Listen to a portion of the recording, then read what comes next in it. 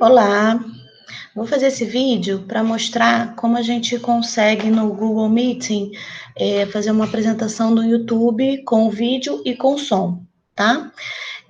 Primeiro eu vou compartilhar aqui minha tela.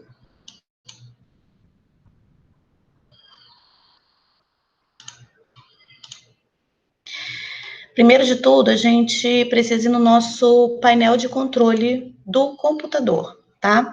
Então, a gente vai lá em painel de controle. Depois a gente vem aqui, ó, hardware e sons. Depois a gente vem aqui em som. Então, temos aqui, ó, 4 abas: reprodução, gravação, sons e configurações. Nós vamos aqui em gravação, tá?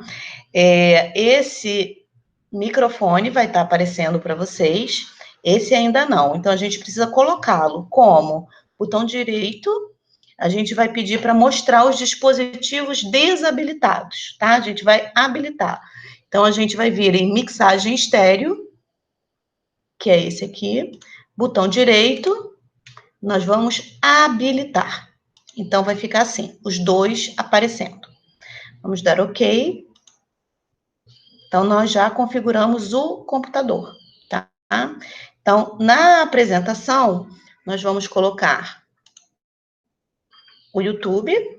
Então, ele não vai ficar com som. Para ele ter o som, quando a gente vier aqui no Meeting, nós temos esses 3 pontinhos.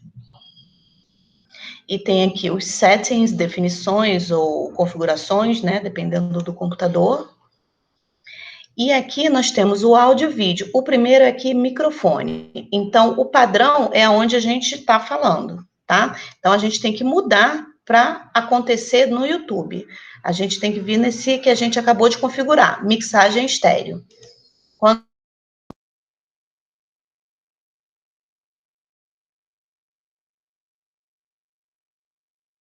Happy song, I like to sing it all day long. I'll teach you the words, then you can sing along.